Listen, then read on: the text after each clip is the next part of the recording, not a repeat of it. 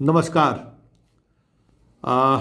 PT का तो result निकल गया, लेकिन उस रिजल्ट में बीपीएससी ने ये बात अंकित की है कि जो रीट याचिका की सुनवाई हाई कोर्ट में हो रही है, उस रीट याचिका का जो निर्णय होगा उस निर्णय का अनुपालन आयोग करेगी।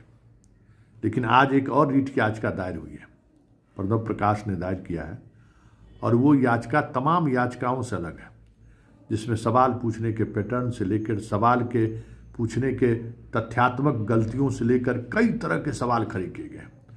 पूरे बीपीएससी के परीक्षा प्रोसेस पर यह सवाल खड़ा किया गया। प्रश्न पत्र लीक का मसला इस रीट याचिका में कहीं दूर तलक नहीं है। इस पूरे याचिका में उन बुनियादी सवालों को रखा गया है जो कहीं न कहीं बीपीएससी को परेशानी खड़ी कर सकती है। किस तरीके से 15 से अधिक सवालों पर विवाद है, किस तरीके से गलत सवाल पूछा गया, मॉडरेटर क्या कर रहे थे, प्रश्नावली चयन की प्रक्रिया क्या है, सारे सवालों पर कहीं न कहीं ये रीट याचिका दायर की गई है। और ये रीट याचिका बीपीएससी के लिए, हमें लगता है कि बीपीएससी के ताबूत पर कील साबित हो जाए तो ये भी कोई बड़ी बात नहीं होगी, क्योंकि वर्षों से ये चीज़ें देखने को आ रही है कि बीपीएससी में अक्सर हर परीक्षा में प्रश्न पत्र गलत पूछा जाता है।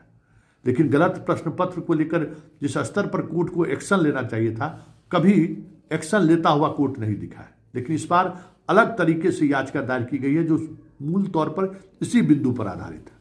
वैसे अब तो परमार के योग्यता पर ही सवाल खड़े होने लगे कि कैसे विजिलेंस के क्लियरेंस के बगैर वो आयोग के अध्यक्ष बन गए, कैसे उनके वीआरएस लेने की अवधि से एक दिन पहले ही वो बिहार लोक सेवा आयोग के अध्यक्ष बन गए। कई तरह के सवालों को लेकर सुप्रीम कोर्ट में याचिका दायर हो चुकी है। मतलब इस बार लड़ाई आर पार की है, और 2005 से लेके 2025 तक जो नीतीश कुमार के शासनकाल में बहाली को लेकर जो खेल हुआ है, हमें लगता है कि इस बार जिस तरीके से मोर्चेबंदी छात्रों और छात्र के अभिभावकों ने शुरू किया है, खेला होवे।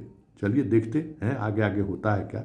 लेकिन इतना तय है कि इस बार जिस तरीके से छात्र मजबूती से डटे हुए हैं, पीटी के रिजल्ट में भी बहुत कुछ देखने को मिला है, और मेंस में भी देखने को मिलेगा कैसे परीक्षा परिणाम घोषित होने से पहले प्रश्न पत्र का जवाब के साथ जो बच्चों ने परीक्षा दी उसकी कॉपी तक जारी कर दी है। ये पहले कभी नहीं होता था।